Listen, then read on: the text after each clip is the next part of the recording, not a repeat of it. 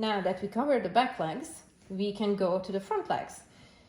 Oftentimes it's a little bit trickier because if you are using a harness, which you likely do, this area here will be a little bit trickier to deal with. Plus, doggies like to dig and get into stuff with the front legs a little bit more than with the back ones. So you're gonna likely encounter more mats or tangles or dirt on the front legs. So you can take a look.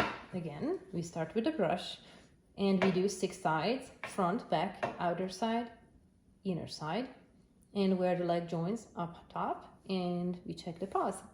So I like to start from the bottom like this, line brushing to make sure that the doggy is not uncomfortable, I mean, and you go up nice enough. So we covered the front and the back, and we need to cover the front and the side, and we need to cover the back. You can reach it like this, or you can reach it like this, it doesn't matter. And it's easier to reach this area like this, or from the opposite side, lifting the leg up and reaching that area like that from the opposite side. Same applies to the back legs. You can reach the lower part like that, lifting up the opposite leg.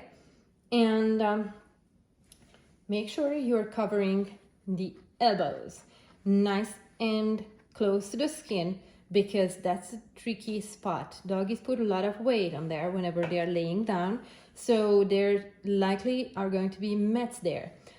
On the inner side, there is the armpits, and I consider that part of the sanitary trim, so I go very short and I shave just the armpits. It's not visible. Even if your doggy has longer coat, it's not gonna show unless the doggy gets a belly rub and they are on their backs.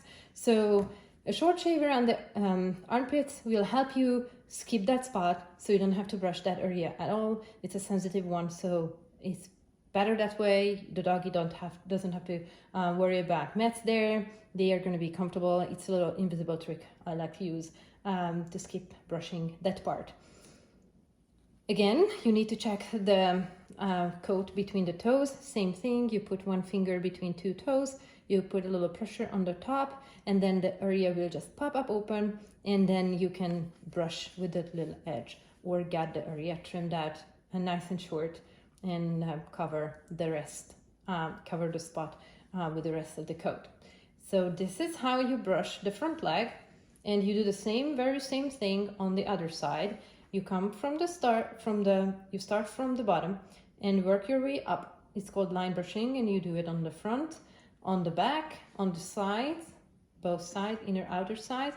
Make sure that you reach the elbows very nicely. Sometimes doggies tend to twist their leg inwards, and you need to work with that by twisting it a little bit outwards. You can just twist the skin like that to make sure that whatever is back in here, hard to reach under the belly, on the leg, you twist it out so you get a better access, and you brush that area nice and deep.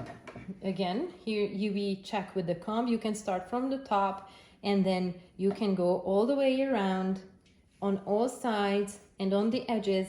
And in case, lift the legs.